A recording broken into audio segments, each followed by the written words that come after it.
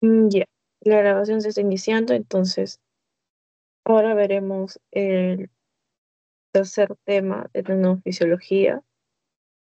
Acá básicamente vamos a ver los centros nerviosos de la respiración, todo lo relacionado al control de la respiración, también eh, la acidosis y alcalosis respiratoria, principalmente eso. Entonces, respecto a los centros nerviosos centrales de la respiración, debemos recordar que hay mm, algunas estructuras que son muy importantes, por ejemplo, está el bulbo raquídeo o la médula oblongada. También está la protuberancia o el puente y también se menciona la corteza cerebral y el sistema límbico en ciertas situaciones. Entonces, básicamente la respiración va a ser un proceso automático, ¿cierto? Va a tener un patrón normal y esta respiración o este proceso va a ser generado a nivel del tronco encefálico principalmente y va a ser modulado por los centros nerviosos de los que hablaremos. Entonces, cada centro va a tener cierta función específica y se va a presentar en ciertos casos o también hay factores que pueden afectar a estos. Entonces, estos centros van a ser como, por decirlo así, como cuando mencionamos el marcapasos del corazón, en este caso sería como un marcapasos respiratorio. Entonces, lo que van a hacer estos centros es ajustar principalmente el ritmo y la profundidad de las respiraciones, porque recordemos que hay una profundidad adecuada, también hay cuando hay una profundidad aumentada o disminuida, y también el ritmo cuando puede ser más rápido o más lento. Eh, Mayormente vamos a ver la alteración de estos en situaciones patológicas, pero también puede ser fisiológico, por ejemplo, al realizar ejercicio o patológico por algún trastorno, puede ser metabólico o respiratorio. Entonces, empezando con el bulbo raquídeo, vamos a ver que tendremos en este caso dos respiratorios, dos grupos respiratorios. El primer grupo sería el dorsal y el segundo el ventral. Si hablamos del grupo respiratorio dorsal, vemos que su localización es en el núcleo del tracto solitario.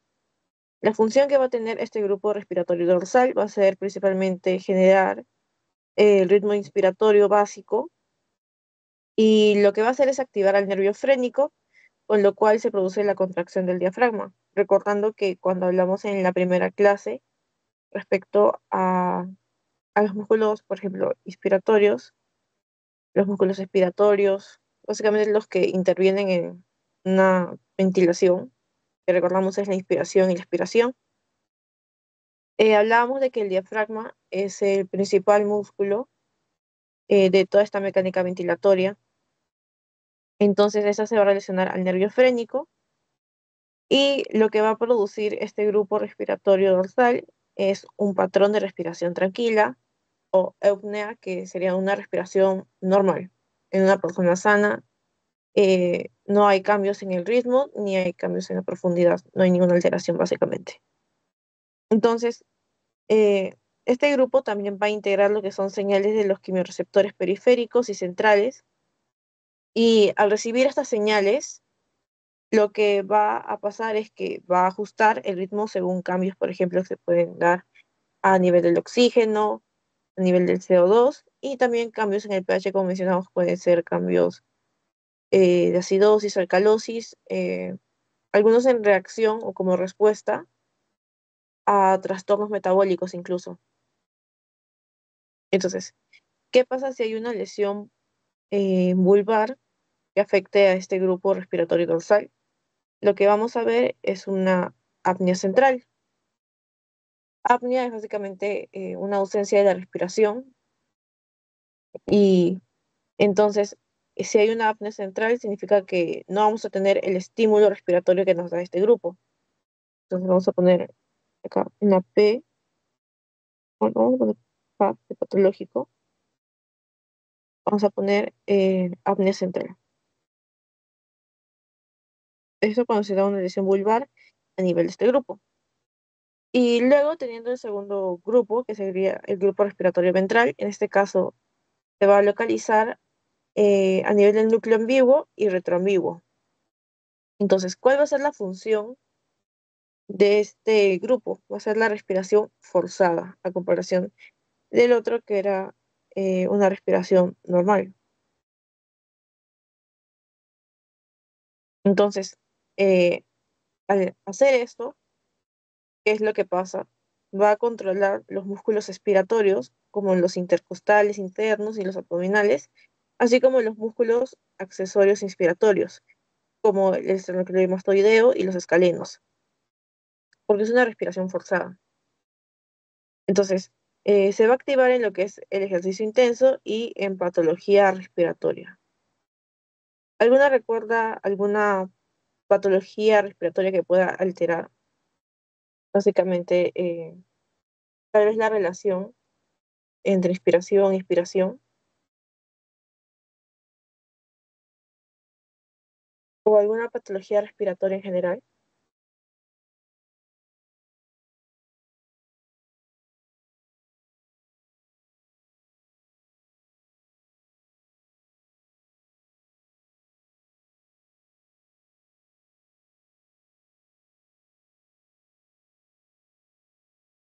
Ya, bueno, chicas, a ver, una patología relacionada a esto podría ser, por ejemplo, el asma o una crisis asmática, siendo más específicos.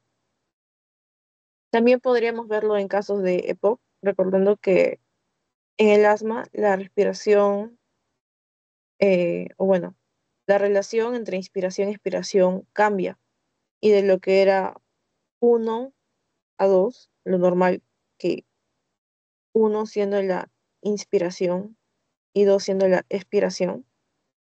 En el caso de asma, cambia esta relación siendo 1 a 3 o 4. Entonces, también vamos a ver que en un paciente general con disnea, este grupo respiratorio ventral va a estar muy activo, porque vamos a querer forzar una respiración y al hacer uso de estos músculos accesorios en general, eh, va a ser como que una forma compensatoria, intentando poder respirar mejor. Entonces, vamos a poner una compensación. Luego tenemos eh, a la protuberancia o el puente. Este igualmente va a tener dos centros. Vamos a tener nuestro centro neumotáxico y nuestro centro apnéutico. En el centro neumotáxico vamos a tener que este se localiza a nivel del núcleo parabranquial superior. Su función va a ser limitar la inspiración, con lo cual regula la frecuencia respiratoria recordando que lo normal sería de 12 a 20, un promedio es 18, 16, y esto es porque acorta el tiempo inspiratorio. Entonces, es importante mantener un ritmo regular y evitar inspiraciones prolongadas. Es decir, en nuestra relación, nuestra inspiración debe seguir siendo 1. Por ejemplo, si se destruye esta inspiración, digamos, o ya no funciona correctamente en nuestro centro neumotáxico, lo que veríamos es una inspiración más profunda. También veríamos una inspiración más prolongada, lo cual se podría denominar una respiración apnéustica, relacionándonos con lo que era la apnea, ¿cierto? Vamos a poner solo respiración apnéstica. Es como si estuviera desapareciendo en sí la respiración. Luego, en el centro apnéustico, ¿qué es lo que vamos a ver? Vamos a ver que se localiza eh, en la región inferior del puente y la función va a ser prolongar la inspiración. Entonces actúa como un modulador igualmente y vemos que es lo opuesto básicamente a lo que sería el centro neumotáxico y es normalmente inhibido por el centro neumotáxico. Entonces, ¿qué pasaría si se da una lesión? Se le dice lesión pontina en este caso. Lesión pontina. Se podría generar igualmente un patrón apnéutico con una inspiración prolongada seguida de una pausa. Entonces, esto va para acá y esto va para acá. Luego, respecto a los centros nerviosos centrales de la respiración, vamos a tener al control cortical y límbico. ¿Qué es lo que nos quiere decir esto? Al decir control cortical nos referimos a la corteza cerebral, ¿cierto? Entonces, en el caso de la corteza cerebral, esta va a permitir control voluntario de la respiración. Por ejemplo, cuando hablamos, podemos controlar nuestra respiración.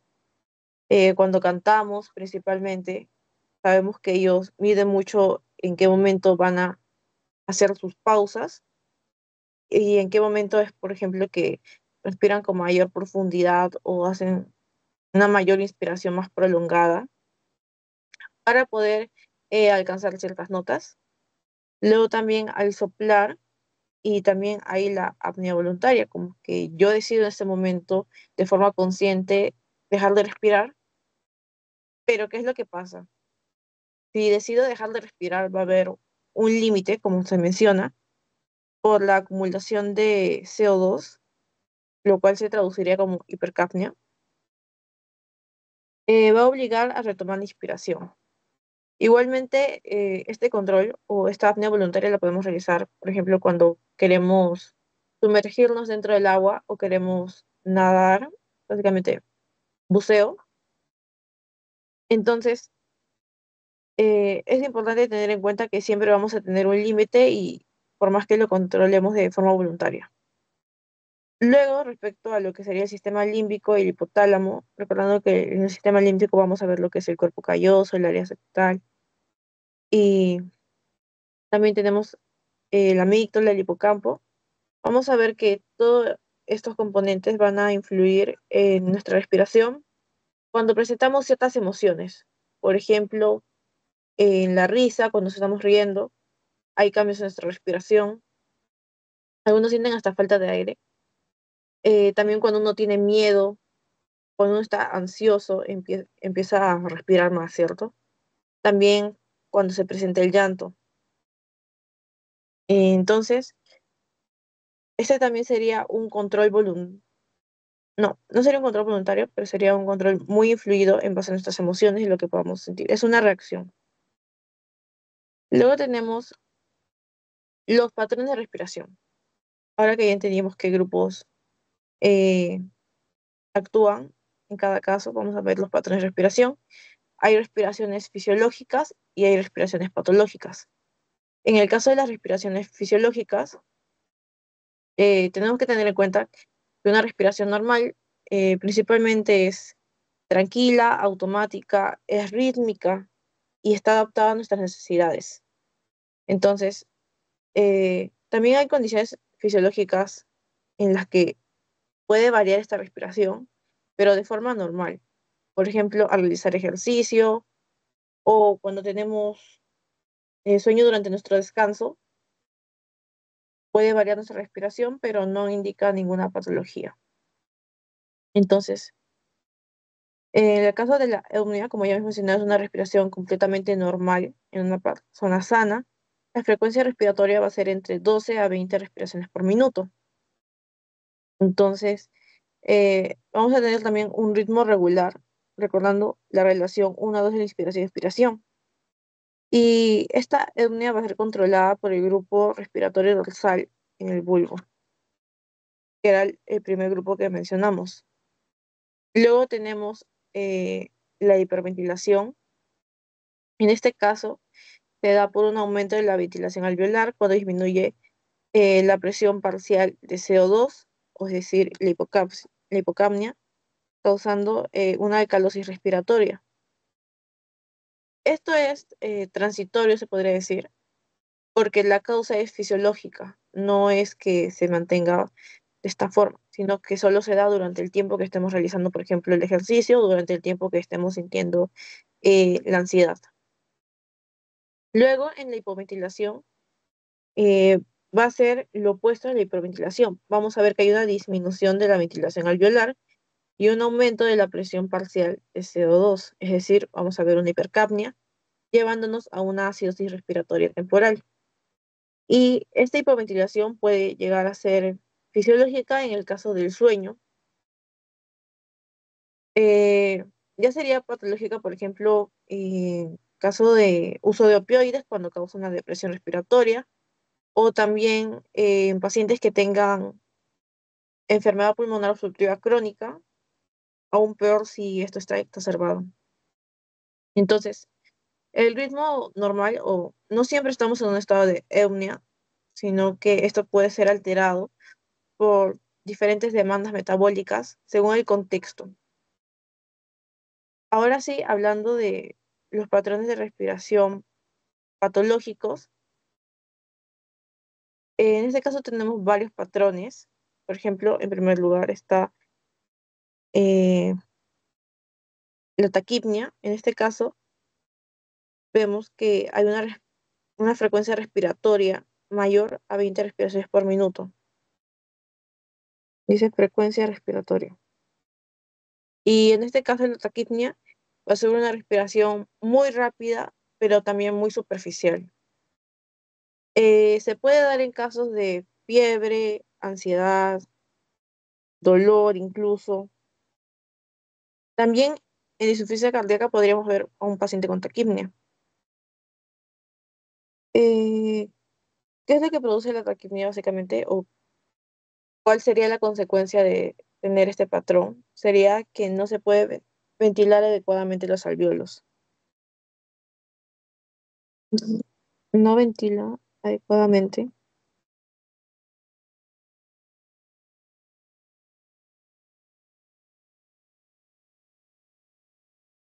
los alvéolos, lo cual se traduciría en una hipoxemia, o sea, un bajo contenido de oxígeno en la sangre a causa de la taquipnia.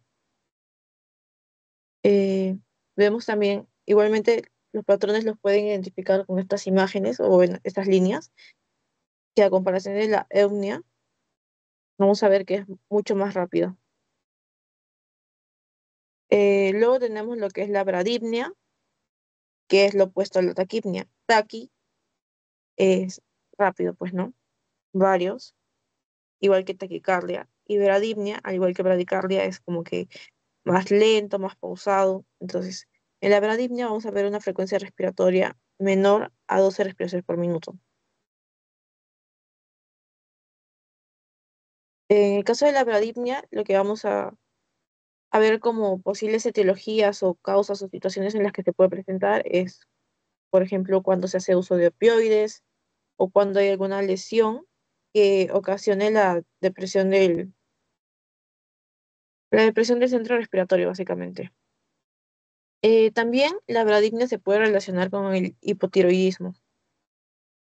En algunos pacientes puede ser una característica de esa patología y en los casos de bradipnia podemos ver como consecuencia un estado de hipercapnia y también podríamos ver una acidosis respiratoria.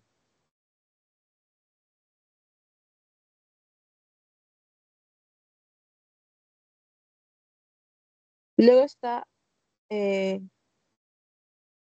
luego está la apnea, que sería la ausencia de respiración, básicamente. Esto se puede dar o se puede relacionar con la apnea del sueño,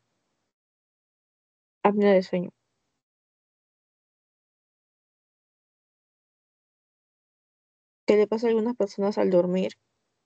Y también esta puede ser obstructiva o puede ser también central. ¿En qué casos vemos apnea también? Cuando hay un paro respiratorio. Es decir, vemos una ausencia de la respiración. Es respiratorio. Recordando también que hay paros cardiorrespiratorios. Y respecto a cómo observamos esta apnea, o sea, es decir, qué vemos en el paciente cuando presenta apnea, vemos que está desaturando, es decir, su saturación es menor al 96%, podemos ver que está en un 90% tal vez, o incluso menos, lo cual no es adecuado. También vemos hipoxemia de saturación, hipoxemia, eh, y también sabemos que esta frecuencia respiratoria es un signo vital, ¿cierto? Entonces, es necesario sí o sí respirar. No es posible como que estar en un estado de apnea y dejar de respirar. Por lo cual, la apnea puede incluso llevarnos a la muerte súbita. También tenemos lo que es la respiración de Cheyne-Stokes, es la que está acá. Es un patrón muy fácil de recordar, se podría decir, por la imagen. Y entonces, acá vemos periodos rápidos y de profundidad progresiva alternado con apnea. La parte de acá sería esta apnea. Y los periodos rápidos y profundidad progresiva quiere decir que de lo que está poco a poco, la profundidad va incrementando, pero igualmente así como aumenta, decrece y llega un punto en el que se da la apnea y luego vuelve a aumentar hasta llegar hasta cierto punto de profundidad y vuelve a disminuir. Entonces son ciclos de apnea seguidos de respiraciones cada vez más profundas y luego decrecientes, en pocas palabras. Esta respiración igualmente se repite de forma periódica porque hay respiraciones que incluso varían y no puedes identificar fácilmente un patrón, porque por un momento tienes cierto patrón y luego ves que cambia a otro o no hay un patrón como tal. Entonces, en este caso sí se repite de forma periódica, es decir, después de este segmento y de la apnea, vuelve a darse lo mismo, el segmento y la apnea. Entonces, esto se puede dar debido a un retraso en la señal de retroalimentación entre la presión parcial de CO2 y también con el control central. ¿En qué casos podemos ver esta respiración de Cheyne-Stokes? Podemos verlo en casos de insuficiencia cardíaca, cuando esta es congestiva, es decir, cuando ya vemos líquido en nuestros pulmones o en general podemos ver edemas en nuestras piernas, en los miembros inferiores. También puede ser en caso de daño cerebral. Y también es importante recordar que también puede ser en altitud. Mm, Cuando se presenta esta respiración, otras, ¿cómo decirlo? Otras manifestaciones clínicas a las que podríamos asociarlo, por ejemplo, en insuficiencia cardíaca congestiva, es la fatiga. También podría haber un riesgo de hipoxemia nocturna en general. Luego está la respiración de Biot, y esta es diferente, pero a la vez es parecida a la de Cheyne-Stokes por el periodo de apnea. Y nos dice que son periodos más rápidos y profundos de lo normal. Es decir, esto sí mantiene como que la misma profundidad entre ellos y con respiraciones iguales, eso. Entonces se alternan con pausas de apnea. La apnea, como vemos, es intermitente, al igual que en la respiración de Cheyne-Stokes, y la podemos asociar esta respiración a lesiones vulvares. Sí, lesiones vulvares y también eh, podemos verlo en casos de meningitis, también cuando hay una hemorragia cerebral. eh, Y principalmente en un trauma de troncoencefálico, básicamente, ¿no? O sea, un trauma en una lesión vulvar. Vamos a poner cosa, meningitis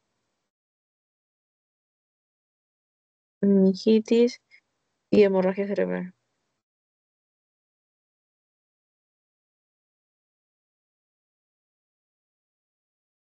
Incluso si buscan en YouTube, por ejemplo, y buscan algunos de esos tipos de respiración, les va a salir el patrón, incluso de personas reales, por ejemplo, que estén en UCI o que puedan estar hospitalizados. Si no me equivoco, yo había visto una vez un video de un paciente que estaba con la respiración de Cheyne-Stokes o también la respiración de Biot. Luego, respecto a la respiración de Kussmaul, vamos a ver que eh, esta va a tener mayor profundidad y rapidez. Y vemos que no hay un periodo de apnea. Entonces va a ser una respiración profunda, también va a ser rápida, se podría decir que también va a ser laboriosa. ¿En qué caso principalmente vemos esta respiración de Kussmaul? En una cetoacidosis diabética. Es un ejemplo muy fácil. Por ejemplo, si en tu examen les dicen como que paciente diabético, tiene problemas, tal, tal, tal. eh, lo principal o lo más fácil que sería relacionarlo sería con Kussmaul por la cetocidosis, una probable cetoacidosis diabética. O incluso si te mencionan como que no. Sus valores y identificas, por ejemplo, que tiene una acidosis metabólica, podrías decir que tiene una cetoacidosis diabética. Entonces, acá voy a poner una cetoacidosis,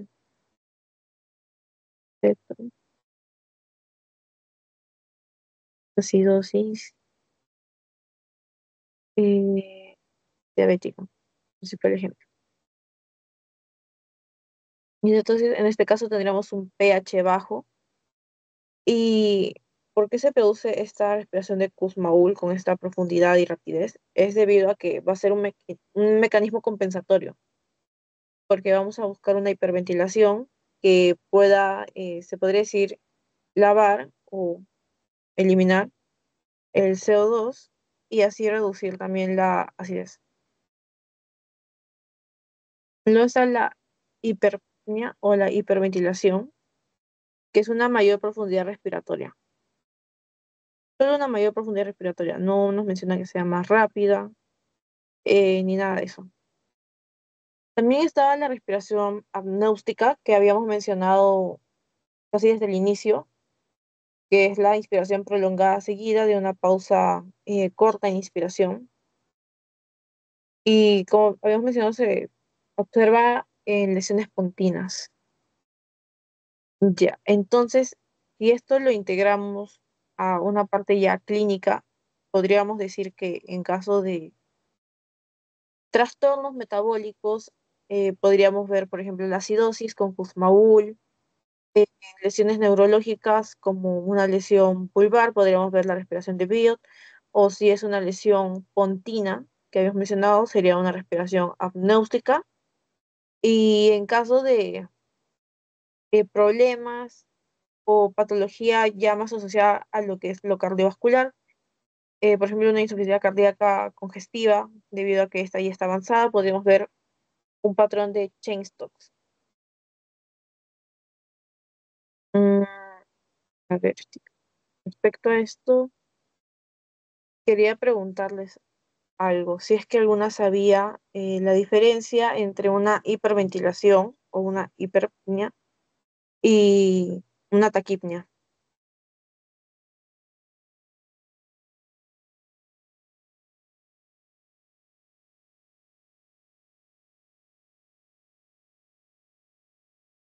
¿Alguna sabe la diferencia entre ambos? Debe ser por la profundidad. Mm,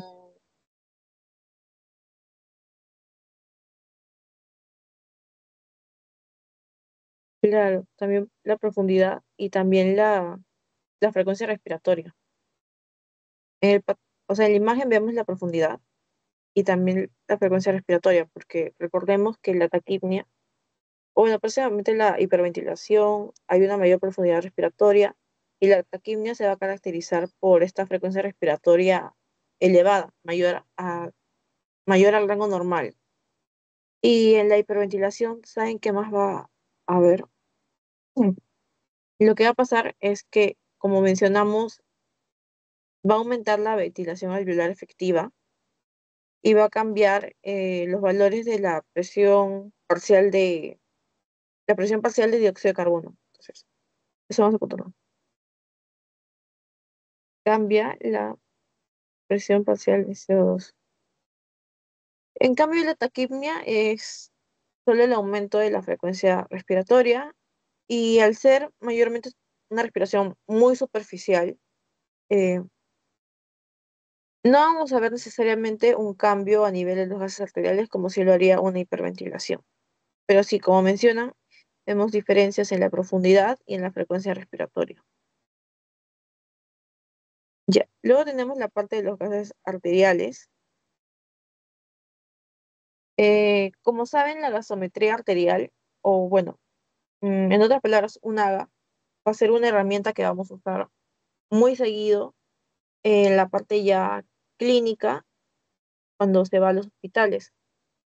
Entonces, eso se le solicita básicamente a casi todos los pacientes o todos los hospitalizados, eso sí, para evaluar diferentes funciones, se podría decir, o diferentes puntos. Entre estos tenemos la oxigenación del paciente, viendo qué tal es la entrada del oxígeno o si ésta está siendo correcta, la saturación de oxígeno, todo básicamente su presión parcial. También la ventilación o la eliminación del CO2. Y lo importante en este caso, el equilibrio ácido-base, es decir, identificar algún trastorno, en este caso respiratorio, que puede ser una alcalosis respiratoria o una acidosis respiratoria. Recordando los valores normales, vemos que el pH se debe encontrar entre 7.35 y 7.45. No debe aumentar como en la alcalosis, ni disminuir como en la acidosis. Eh, Luego, respecto a la presión parcial de oxígeno, este se debe encontrar entre 80 y 100, la presión parcial del CO2 entre 35 y 45, el bicarbonato entre 22 y 26. En el caso de los trastornos respiratorios, vamos a ver principalmente el cambio respecto a la presión parcial. No vamos a ver cambios en el bicarbonato, porque si vemos cambios nos orientaría más a algo metabólico, ¿cierto? Entonces, respecto al bicarbonato, en el caso de los trastornos respiratorios, pueden haber cambios, sí, pero para compensar, se podría decir. Normalmente cuando es un daño agudo, no vamos a ver ningún cambio, pero podríamos ver que este esté aumentada o disminuida debido a la cronicidad del trastorno respiratorio. Entonces, como que el cuerpo se adapta, se acostumbra, y estos serían unos nuevos valores en los que te encuentras en la normalidad, se podría decir. Luego está la saturación de oxígeno, que debe estar entre 95 a 100%. Entonces, como una interpretación básica o recordando los pasos para interpretar eh, un AGA, tenemos en primer lugar nuestro pH para identificar entre acidemia y alcalemia. Acidemia, si tenemos un valor menor a 7.35, digamos hasta 7.33, 7.34, 7.30, y una alcalemia cuando se supera el 7.45, por ejemplo, digamos un 7.8, 7.7. Luego de esto, lo importante para nosotros va a ser la presión parcial de CO2, porque esto nos va a indicar, un cambio de esto nos va a indicar lo que sería un trastorno respiratorio. Entonces, si aumenta este valor de la presión parcial de CO2, es decir, siendo mayor a 45, lo podríamos relacionar a una acidosis respiratoria. En cambio, si disminuye menor a 35, lo asociaríamos a una alcalosis respiratoria. Luego, como otro recordatorio, si viéramos alterado el bicarbonato, siendo menor, tendríamos una acidosis metabólica. En cambio, si lo veríamos elevado, mayor a 26, sería una alcalosis metabólica. Pero en este caso, nos vamos a centrar en la presión parcial de CO2. Ya. Eh, Parte de esta interpretación básica, también en el AGA nos pueden indicar algunos índices adicionales o puntos, como puede ser la gradiente alveolo arterial de oxígeno y también la relación eh, de PAFI, que es la presión arterial de oxígeno, con la FiO2. El PAFI va a ser muy importante para poder identificar insuficiencias respiratorias o, bueno, la gravedad de estas, se podría decir. Por ejemplo, un valor normal sería mayor a 300, Pero ¿qué pasa cuando el valor es menor a 300? Cuando el valor es menor a 300 vamos a hablar de una insuficiencia respiratoria leve, pero estamos hablando de 200 a 299, digamos. Cuando es menor a 200, vamos a hablar de una insuficiencia respiratoria moderada. Esto sería aproximadamente de un 100 a un 199, una insuficiencia respiratoria moderada. Y cuando hablamos de un valor menor a 100, es decir, digamos, está en 99, hablaríamos de una insuficiencia respiratoria severa. Entonces, es importante siempre también ver el PAFI. Y respecto al gradiente alveolar arterial, vemos que cuando está normal este gradiente, o un valor normal sería menor a 15 milímetros de mercurio. Pero qué importante tiene esto también, que esto se puede asociar a la edad. Es decir, en jóvenes sí o sí el valor debe ser menor igual, menor a 15. Pero si en una persona mayor, digamos, una persona de 70 años, 80 años, puede aumentar este valor, digamos, puede ir hasta 30, si no me equivoco, aumenta el valor debido a la edad. Es algo a tener en consideración porque, ¿qué pasa si eh, en una persona, digamos, de 80 años, le ves que tiene su gradiente en 20 y tú puedes alterarte diciendo, no, el gradiente está aumentado, está alterado, no es lo correcto, pero para esta persona sí sería lo correcto de forma fisiológica. Luego también les coloqué algunos ejemplos. Por ejemplo, en qué caso decimos que hay una hipoxemia, en qué caso podríamos ver una acidosis respiratoria o cómo lo reconoceríamos en el AGA y también una alcalosis respiratoria. Básicamente, en la hipoxemia se va a definir como una presión parcial de oxígeno menor a 60 milímetros de mercurio. Las causas de esta hipoxemia son variadas, como ya vimos, puede ser por hipoventilación, puede ser por una alteración en la difusión, recuerdan, la fibrosis, los edemas, el efisema, puede ser también por el desajuste ventilación-perfusión, el desajuste BQ, donde vamos a ver una neumonía, un EPOC, también por un shunt con una malformación arteriovenosa, o también lo que era el cortocircuito intrapulmonar, también puede ser en casos de atelectasia. Eh, entonces, ¿cómo vamos a reconocer a, a un paciente con hipoxemia? Un paciente hipoxémico va a estar cianótico, taquicárdico y también disneico. Entonces, siempre que vean esto, tienen que considerar una hipoxemia y pedir un AGA. Luego, respecto a la acidosis respiratoria, a nivel de la gasometría, ¿qué es lo que vamos a observar? Vamos a observar una disminución del pH, va a ser menor a 7,35, un aumento de la presión parcial del CO2, es decir, tiene que ser mayor a 45, y nuestro bicarbonato puede estar normal en el caso de que sea un evento agudo, o puede estar aumentado como mecanismo compensatorio si es que ya es una patología crónica. Las causas de esta acidosis respiratoria pueden ser igualmente una hipoventilación alveolar y podemos asociarlos a EPOC, a una obstrucción también de la vía aérea, digamos por objetos o por mucosidad.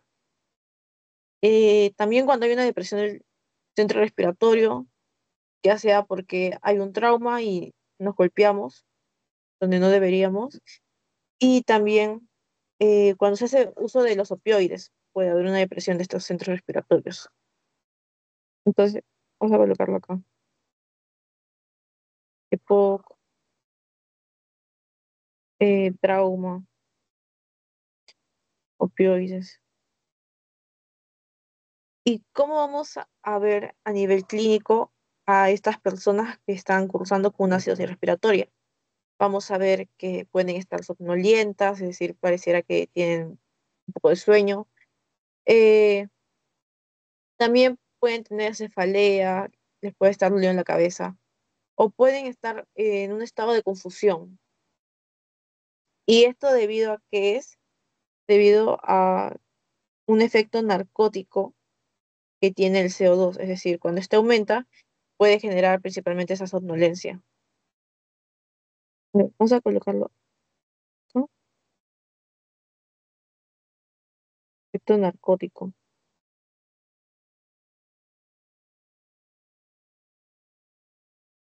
Luego, en la alcalosis respiratoria, que es lo que vamos a tener en la gasometría, vamos a tener un pH aumentado mayor a 7,45. Vamos a tener disminución de la presión parcial del CO2, es decir, va a ser menor a 35. Y el bicarbonato igualmente puede variar según si es un estado agudo o crónico.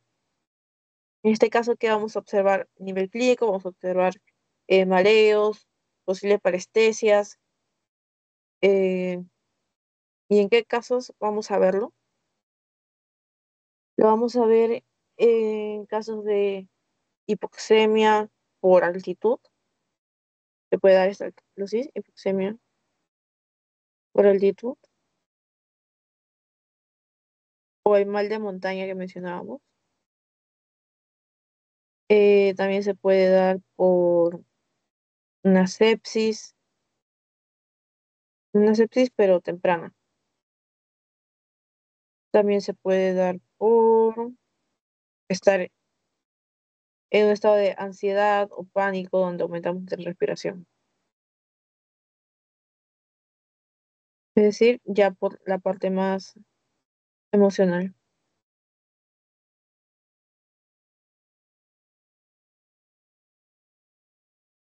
Pánico. Ya. Ahora sí, hablando de los trastornos respiratorios, o sea, solo dividiéndolo en acidosis respiratoria y alcalosis respiratoria, eh, vamos a ver que vamos a evaluar el pH, la presión parcial de CO2, las causas, la clínica de estos y su evolución. Es como si fuera un resumen de lo anterior. Entonces, recordando el componente respiratorio, que es la presión parcial de CO2, componente respiratorio, y el componente metabólico, que es el bicarbonato.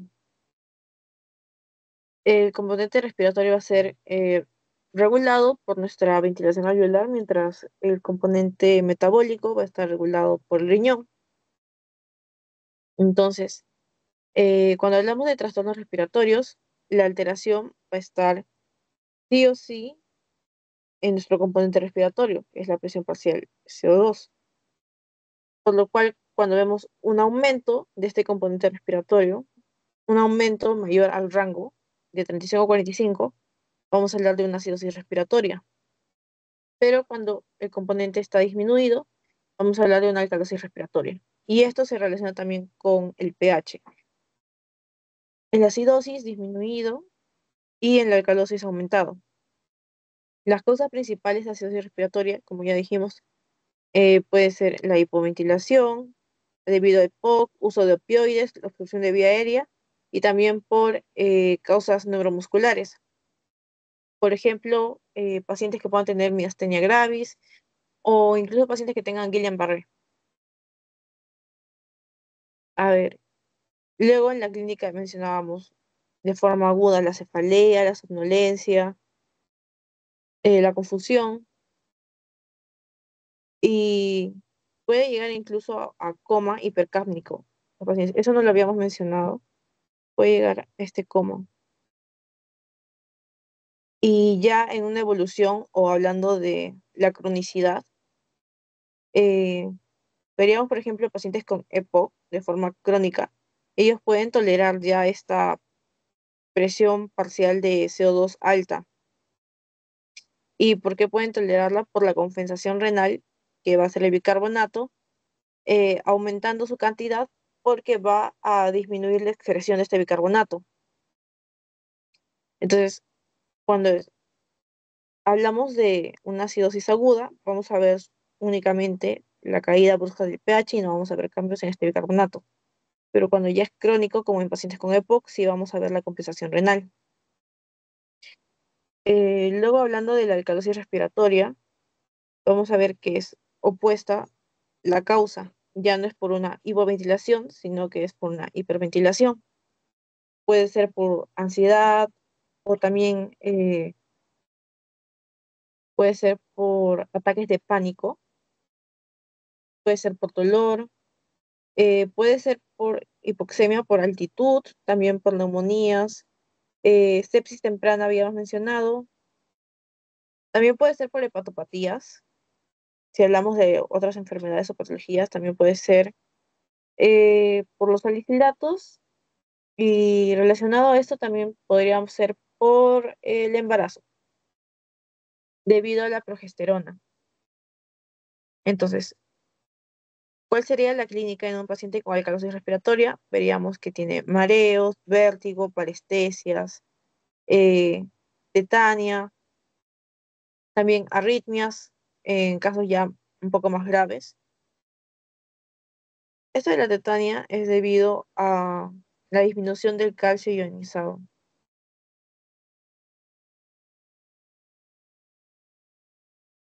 Ya, y luego, respecto a la evolución, vamos a ver que de forma aguda el pH se va a elevar y ya cuando es algo más crónico, el riñón va a hacer una compensación renal con la disminución del bicarbonato, es decir, lo va a excretar en mayor cantidad para así poder normalizar el pH.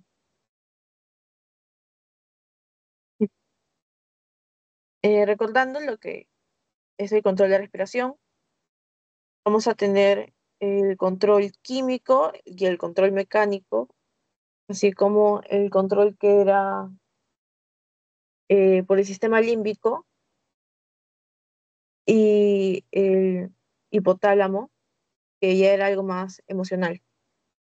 Entonces, respecto al control de la respiración, hablamos a nivel químico, vamos a tener a los quimiorreceptores centrales, hablando del bulbo raquídeo, y los quimiorreceptores periféricos.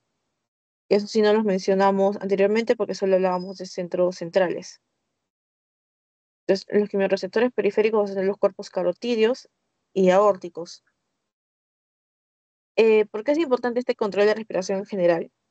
Es importante porque va a regular nuestra frecuencia y la profundidad respiratoria para mantener constantes nuestra presión parcial de oxígeno, presión parcial de CO2 y también el pH. Entonces vamos a tener los centros nerviosos del tronco encefálico, vamos a tener los quimiorreceptores centrales y periféricos, que son estos, tener los receptores pulmonares y musculares y también el control voluntario desde la corteza. Y todo es un sistema de retroalimentación, se podría decir, porque vemos cambios en los gases arteriales o bueno, en el AGA, que luego estos cambios van a activar nuestros receptores y debido a la activación de los receptores, se tiene que emitir una respuesta, ¿cierto? Tienes un estímulo y emites una respuesta, que en este caso sería ajustar tu ventilación, ya sea aumentando la profundidad o la frecuencia respiratoria, o por el contrario, disminuyendo cualquiera de los dos o ambos. Ahora sí, si hablamos de los controles químicos, respecto a los quimiorreceptores centrales, vamos a tener que se localizan en la superficie ventral del bulbo y van a detectar cambios en pH del líquido cefalorraquídeo. Entonces, en este caso, el CO2 atraviesa la barrera hematoencefálica y se convierte en hidrógeno. Bueno, en hidrogenión o ion hidrógeno, con lo cual estimula la ventilación. Eh, entonces, este va a ser el principal estímulo ventilatorio en el caso de las personas sanas. Si viéramos una hipercapnia aguda, es decir, una retención de CO2, el aumento de la presión parcial de CO2 va a estimular inmediatamente nuestra ventilación. Es decir, en estos casos vamos a ver que actúa el quimiorreceptor central del bulbo raquídeo. Y luego en los quimiorreceptores periféricos hablando de los cuerpos carotídeos eólicos, vamos a ver que se localiza en la bifurcación carotidia y en el arco aórtico. ¿Qué es lo que van a detectar? Van a detectar la hipoxemia, es decir, cuando nuestra presión parcial de oxígeno es menor a 60, van a detectar un aumento de la presión parcial de CO2 y una disminución del pH, es decir, una acidosis. La respuesta que tienen estos quimiorreceptores es muy rápida e incluso aumentan la ventilación en cuestión de segundos. En pacientes que tengan EPOC crónico, vamos a ver que los receptores centrales se van a adaptar a la hipercapnia. Y entonces, ¿qué es lo que va a pasar? Que el estímulo ventilatorio principal va a ser la hipoxemia. Y esta hipoxemia la van a detectar los receptores periféricos. Entonces, la hipoxemia va a ser el estímulo principal en EPOC.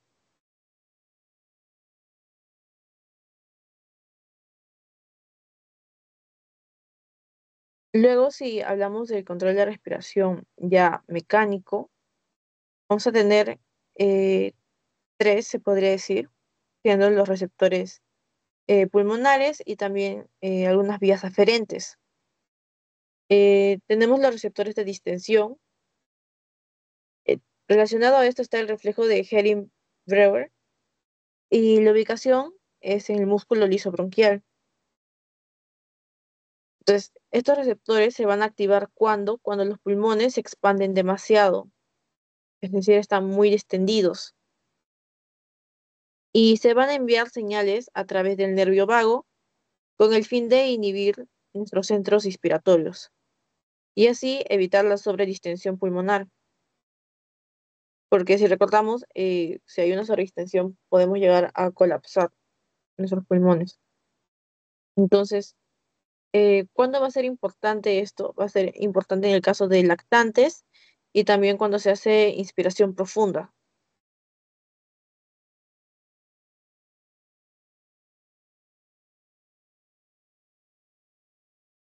Lactantes, inspiración profunda.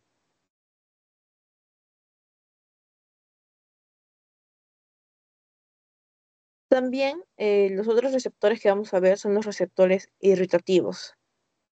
Y básicamente su nombre lo dice todo, que va a reaccionar a diferentes componentes que puedan causar irritación. Va a estar ubicado en el epitelio de nuestras vías aéreas y se va a activar por básicamente humo, polvo, gases tóxicos. ¿Y cuál va a ser la respuesta de nuestro cuerpo o eh, la respuesta a este estímulo irritativo? Va a ser tos, va a ser broncoconstricción, taquipnia. Y por último tendríamos lo que son nuestras fibras C, o también podríamos decir de receptores yuxtacapilares. Estos se van a ubicar en el intersticio alveolar cerca de capilares pulmonares. Entonces, vamos a ver que se va a activar por congestión, edema y también mediadores inflamatorios. Y la respuesta que van a emitir estos receptores va a ser básicamente una respiración rápida y superficial, lo cual podría resumirse en taquipnia, que la respuesta va a ser una taquipnia. Ya, y eso sería todo por esta sesión 7. No sé si tienen alguna duda de algún punto o si está todo claro. Solo agregar que en el control de respiración ya no repetí la parte del control voluntario emocional que ya habíamos mencionado al inicio, de la corteza cerebral o la control cortical, y del sistema límbico y el hipotálamo, que era la respuesta, recuerden, a emociones. Ahora sí, ¿tienen alguna duda de algún punto? Por mi parte todo claro, gracias, muchas gracias. Mm, Mira, ¿todo claro o hay alguna parte que haya quedado alguna duda?